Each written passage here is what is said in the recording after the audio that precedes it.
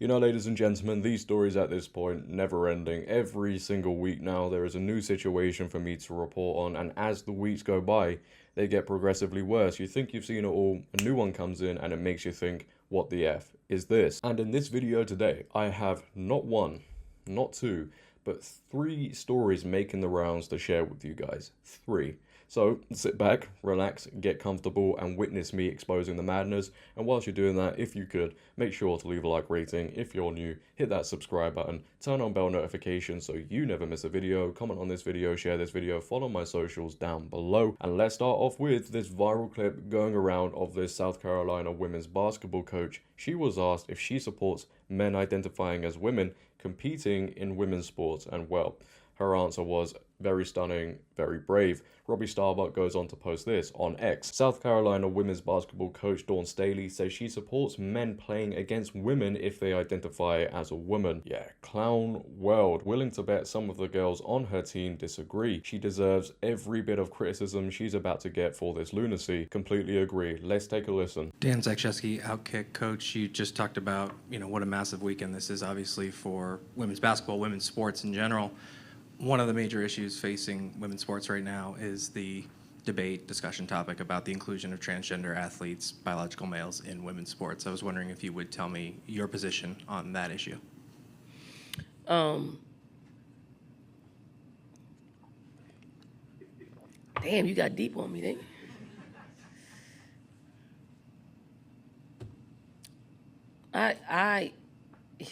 I'm under the opinion of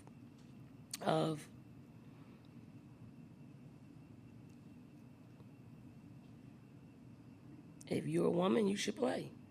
If you consider yourself a woman and you want to play sports or vice versa, you should be able to play. That's my opinion. You want me to go deeper? Do you think transgender women should be able to participate That's your question you want me to basketball? ask. I mean, you want to ask, so I'll give you that. Yes. Yes. So now the barnstorm of people are going to flood my timeline and be a distraction to me on one of the biggest days of our game. And I'm okay with that. I really am. Yeah, so you all heard that absolute delusion, and that is a women's basketball coach saying that. Now, some people on social media are saying, well, she seems pretty awkward. She just said it so she didn't get into trouble from the woke mob. She seems pretty woke herself from what I've seen, but regardless, it was still said. And I can guarantee you there are going to be some girls on her own team thinking, wait, hold on.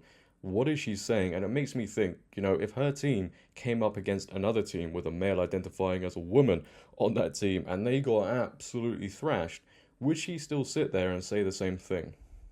And if she did, boy, that would be embarrassing. But the very idea of just simply saying, hey, look, if a guy identifies as a woman, then he should be allowed to play in women's sports is impacting competitions everywhere, which leads me onto my second story. Libs of TikTok go on to say this. This 6'3" man who goes by the name of Rose just won a championship on a girls' high school track and field team in Connecticut. He's also apparently allowed in the girls' locker room and girls feel unsafe. Why does OSRAM Pride allow this? Do they care about female students' safety? Why are they okay with allowing a man to take an award that should belong to a woman? Well, as you all heard Dawn Staley say, if you're a guy and you identify as a woman, well, then you should just be allowed to play women's sports.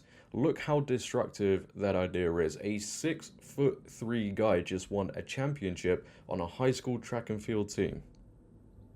But what do we know, right? Yeah, apparently nothing. But here is an image of the track and field team, and does anyone notice anything odd about this? Something very large towards the left that towers over everyone else. Boy, that dude is large. Just imagine this guy walking into a girl's locker room.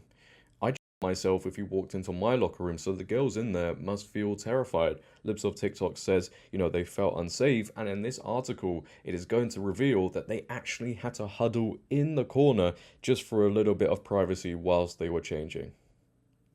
Presence of trans athlete on CT High School girls track and field team prompts questions to district about discrimination. The Old Saybrook High School track and field team has been in the spotlight ever since an article published last month in a local newspaper started circulating on the internet. The article featured a picture of the girls track and field team, which revealed the presence of a transgender student on the team. Word quickly spread about the issues that had existed inside the girls' locker room as a result. Girls who identify as biological girls and who were born female felt unsafe with the presence of an athlete who was born a male inside the same locker room. Especially considering the size differential, the biological girls were forced to huddle in a corner of the locker room so they could change clothes with at least a modicum of privacy, hoping to remain out of view of the student who was born a biological boy and still is a biological boy. Biological girls in this situation often experience psychological issues, feelings of embarrassment, and even feel fearful about joining a team in the first place, especially knowing that a biological boy may be watching them change in the locker room. And this is something woke liberals, leftists, they clap and cheer for.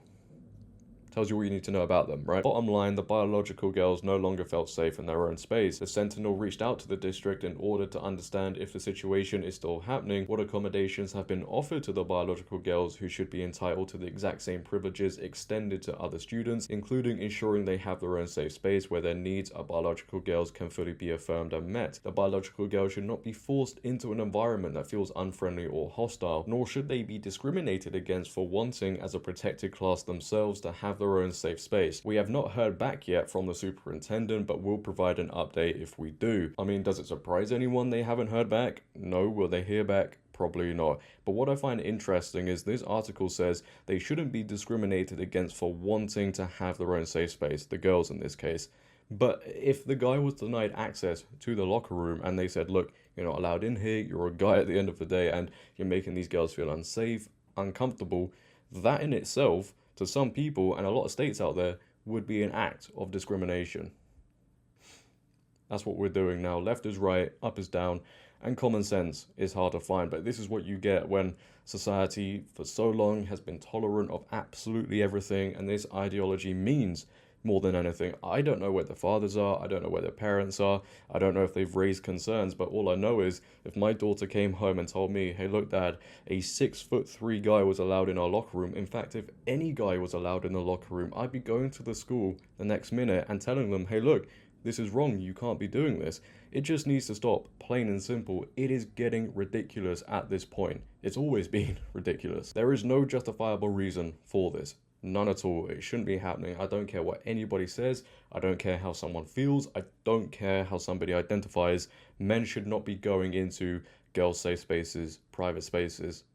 A 6'3" dude is making girls huddle in the corner just to get changed in private. If I speak, I am in big trouble. In big trouble, and I don't want to be in big trouble. But don't go anywhere, because the insanity, it continues, and we have reached our third and final story. This time we're getting on a plane and we're going from Connecticut all the way to Germany, because as Redux have reported, a balding trans identified will be allowed to play in a women's football league in Germany months before he is set to change his legal sex to female. Players have been warned that they may be punished for transphobic remarks about Laura Holstein. And here is Laura, definitely screams woman to me. I don't know why anyone would say anything different. That is very mean, how dare you. Oh boy, that is going to be a sight to see on the football pitch, I'll tell you now. A trans identified male in Germany has become the first to be approved by the Bavarian Football Association to play in a women's football league. Laura Hannah Holstein, 25, was the subject of a glowing profile in the main post after joining the Eiffel Trake Hetzel's football syndicate. Definitely didn't say that right. According to the article, Holstein, who is a master's student at the University of Erlangen-Nuremberg, was given the ability to participate after Grit Laban, the head of policy at the Munich BFA headquarters, personally vouched for him. I can't tell people who have a different non-binary gender identity and want to play football, you were unlucky, Laban said. Though there are only male and female categories in German football, the BFA has a case-by-case inclusion policy. So Laban explains she had to argue for Holstein's right to participate in the women's league. Wait, hold on a second. We have a woman here trying to advocate and push for a guy competing in women's football. These woke liberal women are having a huge part to play in all of this going down. Holstein is apparently unconcerned about his appearance, questioning what is so hard to understand about it. I'm just a woman who looks different. Why should I flaunt excessive femininity? Oh, what is going on? While Holstein won't officially begin playing against opposing women's teams until the August season, he has begun participating in training sessions and is sharing the female locker room with the women and girls on the FL Trike Hetzels football syndicate. As some players are underage, what concerns were raised about Holstein exposing his during shower times, an issue the coach attempted to address by providing Holstein a shower schedule. The coach, Christian Wagner, is also preempting transphobic remarks from other players or spectators and says that anyone who's discriminatory towards Holstein will be immediately banned from the arena.